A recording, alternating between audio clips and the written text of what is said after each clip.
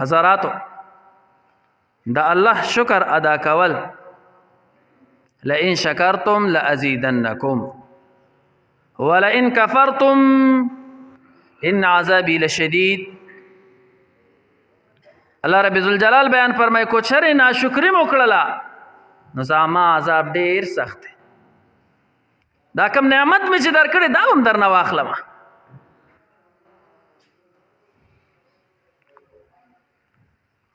اوس شکر څه ته وایي؟ د شکر تعریف علما کوي هو اعتراف المنعم بالنعمة على وجه الخضوع. دا دې منعم اعتراف کول چا چې درله دا نعمت درکړی دی دا منل چې د مال نعمت راکړی دی خو سره د عاجزۍ دې ته شکر ویلې کېږي. یعنی د الله د نعمت شکر ادا کول علی وجه الخضوع په عاجزۍ سره. بنی اسرائیل الله پاک نعمتونه ورکړي دي، قسمه قسم نعمتونه ورکړي دي. نو الله رب ذوالجلال ورته بار بار په قرآن کې وایي یا بنی اسرائیل اذکروا نعمتي، اے بنی اسرائیل یاد کړئ زما نعمتونه. نو دا نعمتونه خو هغوی یادول بار بار به وی موږ له الله پاک منو سلوار کړی دي. موږ له الله رب ذوالجلال دغه تیار خوراکونه را کړی دي او زمونږ په خاندان کې پیغمبران پیدا کړي دي. بیا هم الله پاک ورته فرمایل چې نه یاد کې د الله نعمتونه یاد کې. ولې د نعمت یادول په دې باندې شکر ادا کول او شکر د الله عبادت دی. عجزی کول د الله عبادت کول دا اصل شکر دی. داود علیه السلام بس وقت ختم دی مختصر خبر ارتاکو. داود علیه السلام ته الله رب ذوالجلال او فرمایل وی زما شکر ادا کا. اے داود علیه السلام زما شکر ادا کا. نو داود علیه السلام هو د الله پیغمبر وی الله ستا شکر څنګه ادا کما؟ ځکه کو زه ستا شکر ادا کوم نو دام یو نعمت دی، نو د دې دپاره به بیا بیل شکر ادا کوم او کو دا هغې دپاره شکر ادا کم بیا بیل شکر.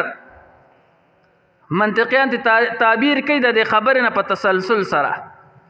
چې دا خو تسلسل دی د یوې خبرې دپاره بله د بلې دپاره بله د بلې دپاره بله. نو تسلسل هم محال دی. محال څه مطلب؟ منطقیان وی محال هغه شی ته ویل کېږي چې هغه ناممکن وي، ممتنع الوجود وي. نو دا خو د یو شکر دپاره به زه بل شکر د بل شکر دپاره بل، ځکه چې شکر ادا کول هم یو نعمت دی. هر سړی خو شکر هم نشي ادا کولی. نو چې ما یا الله ستا شکر ادا کو دا خو بیل نعمت دی، د هغې دپاره به بیل، د هغې دپاره بیل، د هغې دپاره بیل. یا الله دا خو زما د وس نه بار ده او زه دا نشم کولی. د الله د طرف نه ورته وحی راغله یا داود الان شکرت. اے داود علیہ السلام اوس تا شکر ادا کو چې تا دا اعتراف وکړو زما د نعمتونو او د منل چې زه عاجز یم یا الله ستا د نعمت د شکر ادا کول. نو اوس دې شکر ادا کو. د الله څومره نعمتونه دي موږ شکر نشو ادا کولی. په هر لحظه کې د الله بیشبها نعمتونه موږ ته ملاویږي. نو په هر نعمت باندې شکر ادا کول دا خو ډیر ګران کار دی. او د الله شکر ادا کول چې داود علیه السلام یې نشي ادا کولی، ما ته به څه ادا کو؟ حضراتو الله رب ذوالجلال ما او تا نه د نعمت بدلا صرف او صرف شکر غواړي، صرف او صرف شکر. دا راته نه وایي چې دا نعمت مې درکړی دی دا د دې دومره قیمت دی دومره قیمت دی، او د دې به دومره خرچه پې راځي صرف او صرف نعمت په باره کې ما او تا نه الله رب ذوالجلال شکر غواړي چې بنده نعمت مې درکړی دی شکر پې ادا کړه خو شکر دا نه دی چې صرف او صرف په خوله باندې ووایو د الله شکر نه شکر دا دی چې موږ د الله عبادت وکړو اصل شکر د الله عبادت دی چې کوم نعمت ما او تا ته میلو شو چې په دقې باندې شکر وکړو شکر مطلب دا چې د الله عبادت وکړو یا الله پلانکې نعمت راکړې پلانکې دې راکړې پلانکې دې راکړې نو زه خو شکر نشم ادا کولی نو دقه ټیم کې عاجزۍ کار پکار دی او عاجزي د الله عبادت دی او بیا چې ما او تا شکر ادا کو نو د دې شکر څومره ثواب دی آقا نامدار محمد رسول الله صلی الله علیه وسلم بیان فرمای الطاعم الشاکر خوړون کې خوراک کون کې شکر گزار یو انسان دی ټول ورځ خوراک کوي خدا الله شکر ادا کوي وای دا کالصائم الصابر وای دا پشان د روزدار صبر کون کې دی یو طرف ته یو انسان دی هغه ټول ورځ روزه ده او په هغې باندې صبر کوي د مفطرات ثلاثو نه د هر څیز د خوراک نه بل طرف ته یو انسان خوراک کوي خو د دغې خوراک سره سره د الله شکر ادا کوي آقا نامدار محمد رسول الله صلی الله علیه وسلم بیان فرمای وای دغه خوراک کوونکی شکر گزار او دا روزه دار صبر کوونکی دا برابر دی دومره لوی ثواب دی خو ما تا ته ووایي چې شکر دا دی چې د الله عبادت وکړو زمونږ شکر ناشنا طریقه وي موضوع بالنقض هم راوستې ده موږ له الله پاک نعمت راکړي نو موږ څه چل وکړو په کور کې ډېره موده پسه ماشوم وشي نو موږ پې خوشحاله یو د الله شکر ادا کوو که نه نو ټوپک راولو اسمان ته ونیسو او الله خوشحاله و په الله باندې ډزې شروع کړو چې زه خو د دې لایق نه وم ولې دې راکړم په زبان حال هم دقه ده اسمان طرف ته موږ ټوپک ونیسو او ډزې شروع کړو ماله دې زوی راکړو نه نعمت الله پاک درکړو د الله عبادت وکړه یا الله را باندې خوشحالي راوسته نو موږ څه وکړو نغارې شروع کړو او هغه شرمول شروع کو چې کو څوک بیمار وي خو څه خو اریان دایمه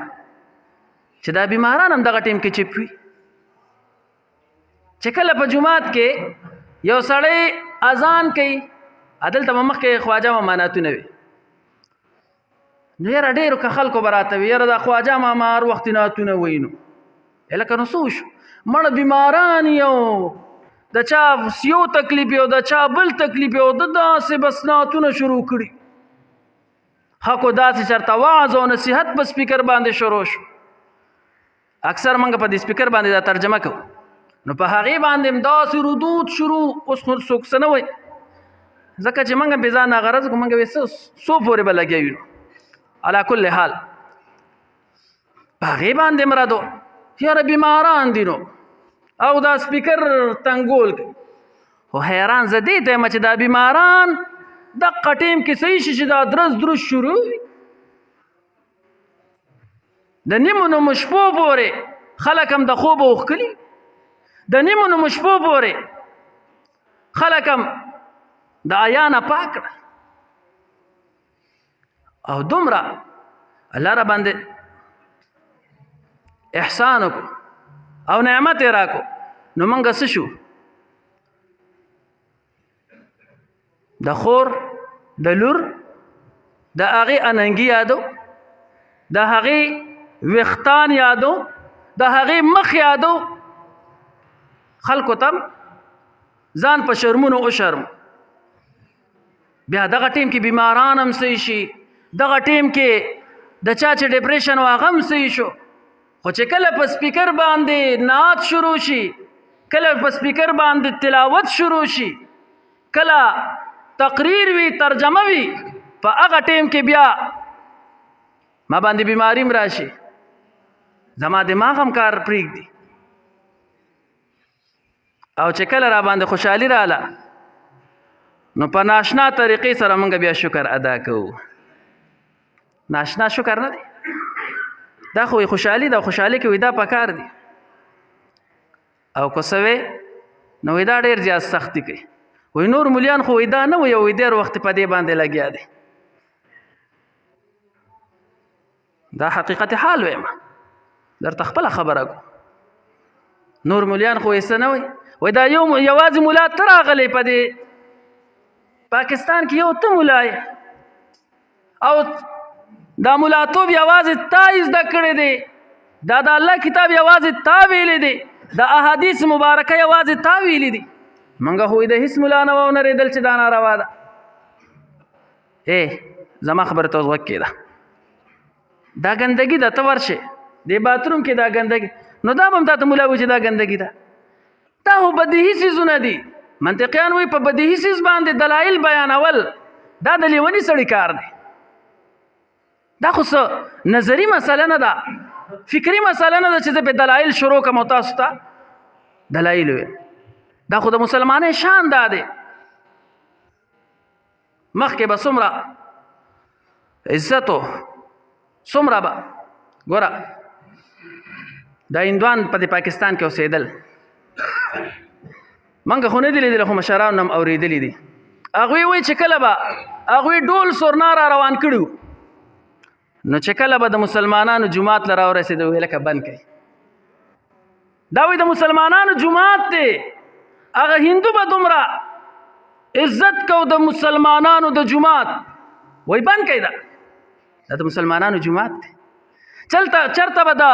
یو لوی ولی مزار و هغې ته به ورسېدل وایي دا بند کوي مزار دی دا خو د ولی مزار دی د مسلمانانو یو لوی ولی درته پروت دی بند کوي دا ټیپ بند کوي دا ډول سرنا نن نه څوک د جماعت خاطر کوي نه څوک د ملا خاطر کوي نه څوک د قرآن خاطر کوي موږ وی خوشحالي کوو الله په موږ باندې خوشحالي راوستې ده او د ده د خوشحالي په موږ باندې پیرزو نشي خوشحالي خدا ده راشه د الله عبادت وکړه راشه نفل وکړه راشه تلاوت وکړه نه نه نه نه نه والله بالله ثم تلا کو غم خادي ور سره پریدي وي پریدي دي کنه زه ته خپله خبره کوم دلته زما د خوري واده ټولو ته مې ویل که دا تماشې مه کوئ دا درز دروز مه کوئ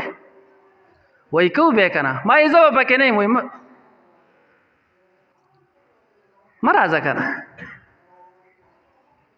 سره پسې راغلی وایي خیر دی دوی به دا تماشې کوي او ته راځه ما یې داسې ځای ته خو زه نه ورځم هغه واده له زه رانلمه چا دومره تکلیف ونه کو و یاره موږ دا خپل خپلوان نه شو خفه کولی دلته را سره دا ترونه زامن هم دي ترونه هم دي دا وایي نه شو خفه کولی نو ما یې الله خفه کوي او دا نه شي خفه کولی خوشحالي را باندې او وایي دا خو چېرته موږ باندې ډېره موده پس خوشحالي راوسته نو وایي د ده موږ باندې دا خوشحالي نه پرځو کېږي والله کو چا مو منل هغه وشو خلک پکې لګیا درز دروز کېدل او ټولو عمده وې دا وایي دی متکبره دی د الله دپاره م غوسه وکړه دا تکبر دی د الله دپاره م دمخانۍ ته ورنرلم دا تکبر دی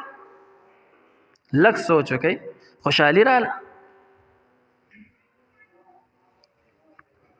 حقیقت حال چې وی الحق مر حق ډېر تریخ دی نو څوک پکې لادام وایي و تاسو به ولې مخکې تماشې نه کولې څه دا صحابه ټول کافرانو او داسې کافرانو چې بت ته به یې سجدې کولې خو چې کله مسلمانان شو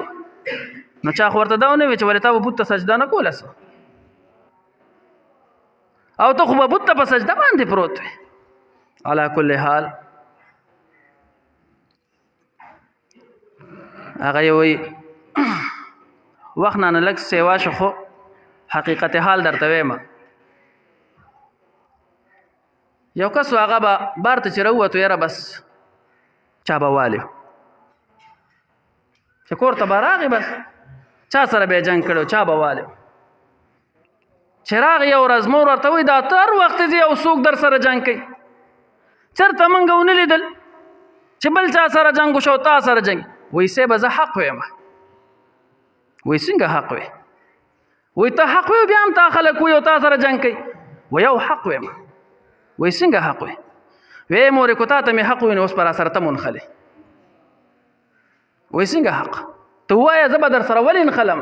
ته به حق وایې زه به در سره نښلم وایي زما د پلار څومره وخت شو چې مړ دی تا دا سترګې چا ته تورې کړي دي هغې هم ورپسې چپه راکړو ته وایي ما پسې دا خبرې کوي وایي دغه حق دی نو همدغه خبره کوم او خلک خو والله بالله ثم تالله که مونږ حق پرېښودل ته تیار یو حق نشو پرېښودی هر څه به پرېږدو خو حق نه پرېږدو عرض مې دا کولو خبره نه بل طرف ته لاړه خوشحالي را باندې راغله راشه خیرات وکړه غټ خیرات وکړه مونږ ته نه منې کوو یو دیګ پخې د هغې په ځای باندې لس پاخه کړه میخه حلالۍ دوه حلالۍ کړه منګه به هم در شو منګه به هم در سره پکې شامل شو ښه ډېر دعوت وکړه څومره چې دی وس کېږي هر څه وکړه د دې نه دې منګه نه منې کوو خو لږ سوچ وکړه خوشحالي را باندې چا راوستې ده چا زه خوشحاله کړم هغه خوشحاله کړه دومره سوچ وکړه چې دا خوشحالي را باندې چا راوست زه خوشحاله کړم منګه وایو نه یا الله زه دې خوشحاله کړم خو زه به دې خفه کوم لئن شکرتم لازیدنکم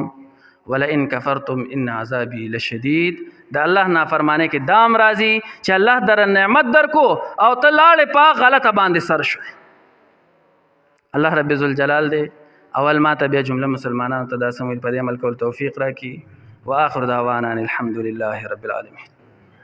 دعا کې سموي په دې عمل کول توفیق راکړي خپل رضا خپل دارم نصیب کړي حرمین شریفین دارم نصیب کړي ارکارم د خپل رضا د پاره وکړي